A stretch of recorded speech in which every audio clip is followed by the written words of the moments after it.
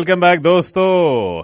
इस सेगमेंट में हम बात करेंगे कुबेर कमाल साहब से, जो कि CICC लाइसेंस इमिग्रेशन कंसल्टेंट हैं। आप आस्क कुबेर इमिग्रेशन उसके बानी हैं और पहले भी हमारे शो पर आ चुके हैं और आज दुबई से हमारे साथ जुड़ गए हैं। और रोक के रखा हुआ था हमने उनको कि आज इस बहुत अहम मौजू पर बात करना ही है उनके साथ। तो आप लोगों को मालूम होगा, आशिया जी ने भी न्यूज़ में बताया है कि इमिग्रेशन के नए कार्ड टारगेट्स जो सेट किए गए हैं उसमें परमानेंट रेजिडेंट्स के लेवल्स को घटाने की बात हो रही है, फॉरेन वर्कर्स को घटाने की बात हो रही है। तो पुरजोर कोशिश की जा रही है, ऐसा लग रहा है कि इमिग्रेशन को अब घटाया जाए, काफ़ी हद तक कम कर दिया जाए।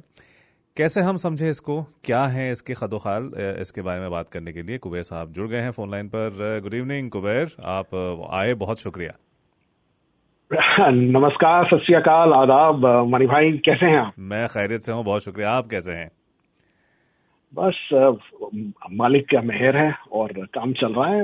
I was actually quite stressed, anxious था मैं बहुत। हाँ। आज के जो अनाउंसमेंट्स को लेकर। हाँ। और हमने लाइव स्ट्रीम भी की सुबह, यही डिस्कस करने के लिए कि किस तरह से ये अनाउंसमेंट्स आएंगे। क्योंकि कल एक मीडिया हाउस ने एक स्कूप लिया था। हाँ।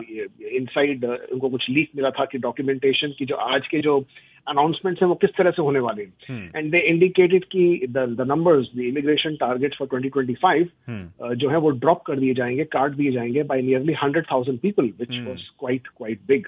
मतलब दैट्स व्हाट 21% ड्रॉप। और जब हम ये बात कर रहे थे तो आज 12 बजे ईस्टर्न टाइम पे ये अनाउंसमेंट आने वाली थी। बट पता नहीं क्यों कि बहुत ज्यादा जल्दी ये अनाउंसमेंट आ गई। 10:30 पे ही ये अनाउंसमेंट आ गई। ऑलरेडी पूरे टारगेट्स वगैरह रिलीज हो गए थे। और जब हम ये टारगेट्स देख रहे थे तो पहले तो मेरा दिल बैठ गया, क्योंकि ऑलरेडी मतलब जो टारगेट्स हम एक्सपेक्ट कर रहे थे उससे ऐसे लग रहा था कि ये एक्सप्रेस एंट्री ऑलमोस्ट खत्म ही हो गया है। बट जब टारगेट्स को जरा ध्यान से देखा गया तो रियलाइज किया गया तो एक्सप्रेस एंट्री तो बहुत ही ठीक ठाक बरकरार है। अच्छा। ऑन द कॉन्ट्री इन्होंने क्या किया है कि इस बार 2025 के लिए इकोनॉमिक पाथवेज में इन्होंने सेग्रीगेशन कर दिया। पहले क्या करते थे, फेडरल हाई स्किल्ड कैटेगरी को लेकर ये लोग एक टारगेट देते थे इकोनॉमिक पाथवेज में। तो फेडरल हाई स्किल्ड कैटेगरी जो है एक्सप्रेस एंट्री में आती है।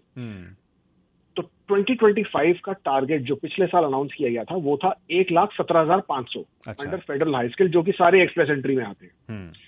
और PNPs का टारगेट था 1,10,000। और हमारी एक्सपेक्टेशन थी कि जब ये अगर 1 लाख लोग कम करेंगे तो मतलब जाहिर बात है इकोनॉमिक पाथवेज में तो काफी सब कम हो जाएंगे।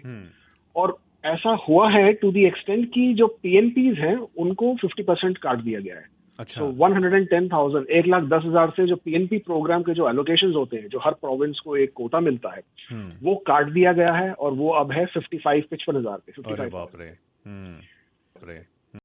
तो ये तो डेफिनेटली एक बहुत बड़ा धक्का लगेगा उन लोगों को जो कि PNPs के ऊपर रिलाई कर रहे थे कि भाई PNP के थ्रू उनका कुछ इमिग्रेशन का पाथवे बनेगा। ये जो मैनिटोबा जाते हैं, सस्कैचुअन जाते हैं कि वहां से आसान हो जाएगा, उनके लिए फिर उन पर लग गई है अब कहर बरस गया है।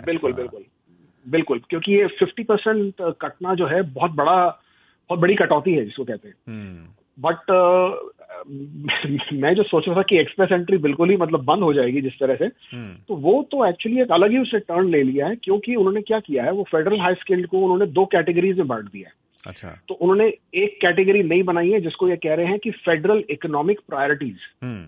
और फेडरल इकोनॉमिक प्रायोरिटीज में है ये सारे कैटेगरीज इंक्लूड करेंगे। जो आपको पता होगा अभी 1 साल से 1.5 साल से कैटेगरी ड्रॉस कर रहे हैं, जिसमें आपको आती है stem, health care, trade category, transport, agriculture, francophone, जो कैटेगरीज हैं ये सब कैटेगरीज के अलग से ड्रॉ होते हैं एक्सप्रेस एंट्री में। तो इन्होंने फेडरल इकोनॉमिक प्रायोरिटीज के अंतर्गत इन्होंने कैटेगरी ड्रॉस को अलग कर दिया है और उसका एलोकेशन उन्होंने दिया है 41,700, 41,700 का। और उन्होंने एक नई कैटेगरी बनाई है जिसको इन्होंने कहा है इन कनाडा फोकस। और इन कनाडा फोकस के अंदर इन्होंने दिए हैं 82,980, 82,980 का जो एलोकेशन दिया है। तो अगर इसका टोटल किया जाए तो ये तो 1,23,000 हो जाता है, विच इज एक्चुअली 5,000 ज्यादा है जो लास्ट ईयर जो उन्होंने अनाउंस किए थे 2025 का टारगेट होगा 1,17,000 का। अच्छा। तो ये तो एक्सप्रेस एंट्री में लोगों का नुकसान नहीं हुआ, इसमें तो एक्सप्रेस एंट्री के हिसाब से तो लोगों का फायदा हो गया, बहुत अच्छा खासा फायदा हो गया। अच्छा। और अब इन कनाडा फोकस में ये जो आएंगे, ये आएंगे कैनेडियन एक्सपीरियंस क्लास आएंगे, and they are also indicating some regional programs. और वो रीजनल प्रोग्राम्स कौन से हैं या रीजनल इमिग्रेशन पाथवेज कौन से हैं, उसकी क्लैरिटी फिलहाल नहीं है। बट लार्जली जो ये 82,000 लोग होंगे, ये लार्जली जो है कैनेडियन एक्सपीरियंस क्लास की कैटेगरीज में से निकलेंगे। और उसी तरह जो मैं आपसे पहले कह रहा था कि फेडरल इकोनॉमिक प्रायोरिटीज है, जो कैटेगरी ड्रॉज है, जिनके अंदर अब 41,000 लोगों को बुलाया जाएगा, उसके अंदर जो कैटेगरीज अनाउंस की गई हैं वो थोड़ा सा चेंज हो गया है उसमें। तो जो अनाउंस हुई हैं अभी, जो मतलब उसमें दिखने में आ रहा है, वो सिर्फ 2 या 3 कैटेगरीज उसमें उन्होंने इंक्लूड की है। और वो जो है आपकी ट्रेड कैटेगरीज हैं और हेल्थ केयर कैटेगरीज है। अच्छा। And they have completely omitted stem, agriculture, food and transport. तो ये तो बहुत बड़ा धक्का लगने वाला है उन लोगों को who were thinking कि स्टेम कैटेगरी में आ जाएगा, या ट्रांसपोर्ट, ट्रक ड्राइवर्स हमारे काफी सारे थे, वो सोच रहे थे कि ट्रांसपोर्ट कैटेगरी में आ जाएंगे, या फिर फूड एंड एग्रीकल्चर की कैटेगरी थी, बुचर्स थे और कुछ फार्म सुपरवाइजर्स, फार्म मैनेजर्स थे। वो सब जो हैं इस पे फिलहाल दिखा नहीं रहा है इन दी जो लेवल्स प्लान जो उन्होंने इशू किए हैं, आईआरसीसी ने जो अनाउंसमेंट की है, उसमें ये कैटेगरीज नहीं दिख रही हैं। ये सिर्फ उन्होंने अनाउंस किए हैं कि 2025 की priority categories include health care occupations, trade occupations and French language proficiency, बस। तो फ्रेंच में मतलब ये क्या टीईएफ फिर देना ही पड़ेगा या फायदा होगा फ्रेंच जो लोग कर रहे हैं? टीईएफ करना बेनिफिशियल लगेगा? हाँ, French to prove your proficiency in the language in French, आपको बिल्कुल टीईएफ या टीसीएफ का एग्जाम देना है और हर फैक्टर में लेवल 7 स्कोर करना है। Then you are eligible under the francophone or French speaker category, जिसके हिसाब से आपको up to 62 extra CRS points भी मिलते हैं। प्लस आप जो है फ्रैंकोफोन कैटेगरी में आ जाते हैं, जहाँ के ड्रॉज भी काफी लो चलते हैं और काफी अच्छा ऑप्शन बन जाता है उसमें। But this, to be very honest, मैं तो दिल पकड़ के बैठा था कि पता नहीं कितना बहुत ही बुरी न्यूज आने वाली है कि 1 लाख लोग जो कम होंगे। वो 1 लाख लोग एक्चुअली कम किए गए हैं, but they have been taken away. कुछ कटौती हुई है रेफ्यूजीज और प्रोटेक्टेड पर्सन के नंबर्स में, कुछ कटौती हुई है which was very surprising family sponsorship में से, मतलब स्पाउसेस, पार्टनर्स और चिल्ड्रन में there is about 14,000 less. Parents, grand parents में 10,000 कम कर दिए गए हैं। तो there is nearly about 25,000 people खाली फैमिली कैटेगरी में से कम कर दिए गए हैं, विच इज थोड़ा सा। और ये तो कैनेडियन जो फलसफा है कि फैमिलीज को हम जोड़े रखते हैं, इससे बिल्कुल बरक्स आपने कुछ कर दिया है फिर तो। बिल्कुल, अबाउट 25,000 लोग जो है उसमें इम्पैक्ट होंगे। I mean, I am sure lot of people are looking forward to कि भाई पेरेंट्स को बुलाना है, ग्रैंड पेरेंट्स को बुलाना है या स्पाउसेस को उनको स्पॉन्सर करना है। तो वहां पे जो है थोड़ा उनको अब थोड़ा देखना पड़ेगा कि कोटास किस तरह से वो इन्फ्लुएंस करेंगे उनके इनके एप्लीकेशंस को। इंटरनेशनल पोस्ट ग्रेजुएट स्टूडेंट्स, इन सब का इनके पाथवेज पे कुछ असर पड़ा है या कुछ अनाउंसमेंट उस कैटेगरीज में? नहीं, उस पे कुछ खास अलग नई कैटेगरीज नहीं है, because this was primarily to be the permanent resident plan, immigration quotas. हाँ, साथ में फॉर अ चेंज पहली बार जो है इन्होंने टेम्पररी रेसिडेंट्स प्लान भी अनाउंस किए। और टेम्पररी रेसिडेंट्स के नंबर्स वी ऑलरेडी न्यू कि जो करना चाहते हैं उसी तरह से वो रहेंगे कि भाई टोटल जो वर्कर्स अलाउ करेंगे इन कनाडा वो होंगे अबाउट 367,000 पीपल, जिसमें इंटरनेशनल मोबिलिटी प्रोग्राम, जिसके अंदर पोस्ट ग्रेजुएट वर्क परमिट्स भी आते हैं, ओपन वर्क परमिट्स भी आते हैं, वो अबाउट 2,85,750 लोग होंगे। और टेम्पररी फॉरेन वर्कर प्रोग्राम जो कि LMIA के अंतर्गत आते हैं, उसके अंदर अबाउट 82,000 जो है ये अप्रूवल्स वर्क परमिट्स पे देंगे। तो टोटल अबाउट 3,67,750 वर्कर्स को अलाउ किया जाएगा। और स्टूडेंट्स जो हैं 3,05,900 जो हैं ये अलाउ किए जाएंगे 2025 में। सो टोटल टेम्पररी रेसिडेंट जहां तक देखे जाएं 6,73,650 ये आंकड़ा इस साल का दिया गया है। अच्छा, तो जो मैं आपसे पूछ रहा था कि मतलब जो एक होता है पाथवेज होता है नहीं, पोस्ट ग्रेजुएट और इंटरनेशनल ग्रेजुएट स्टूडेंट्स का भी, PNP के जरिए ही होता है शायद, PR पाथवे वो बनता है। तो अगर आप 55,000 आप बता रहे हैं कि घट गया है, तो मतलब उस पर भी असर होगा, उन कैटेगरीज पे भी? उस पे तो बहुत ज्यादा असर होगा, क्योंकि काफी सारे स्टूडेंट्स ऐसे हैं जो या तो लैंग्वेज में इतना ज्यादा स्कोर नहीं कर पाते, या जिनके पास मास्टर्स डिग्री नहीं है। हाँ। क्योंकि हमारे साथ में बहुत पिछले 3-4 सालों में जो इतने सारे जो इंटरनेशनल स्टूडेंट्स कनाडा आए थे 2021 2022 में, लाखों की तादाद में, उसमें से काफी सारे स्टूडेंट्स ऐसे भी थे जिनकी जो लैंग्वेज प्रोफिशिएंसी थी वो बहुत लैकिंग थी। और उसके अलावा वी ऑल्सो हैड स्टूडेंट्स जो कि सिर्फ स्कूल करके प्लस टू करके कनाडा में डिप्लोमा करने आ गए थे। So those are the category of students who are the most impacted, क्योंकि lack of credentials, education credential lacking है, लैंग्वेज प्रोफिशिएंसी लैकिंग है। इसका मतलब कि वो एक्सप्रेस एंट्री में कुछ खास ज्यादा स्कोर कर नहीं पाते। फिर उनका ऑप्शन जो है लार्जली या तो PNP के थ्रू बनता है या फिर कैटेगरी ड्रॉज के थ्रू बनता है।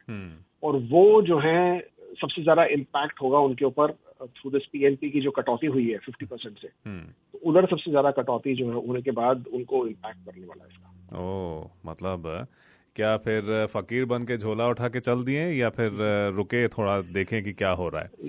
नहीं, दिस इज द टाइम, नहीं मनी भाई, this is the time for people to strategize. थोड़ा अगर दिमाग लगा के काम किया जाए ना, तो even now there is plenty of opportunity. देखिए अभी भी इन्होंने 41,000 की जो एलोकेशन रखी है फेडरल इकोनॉमिक प्रायोरिटीज की, वो काफी अच्छा नंबर है 41,000 का। और ये 41,000 जो है ये हेल्थ केयर और ट्रेड कैटेगरीज में जाएंगे।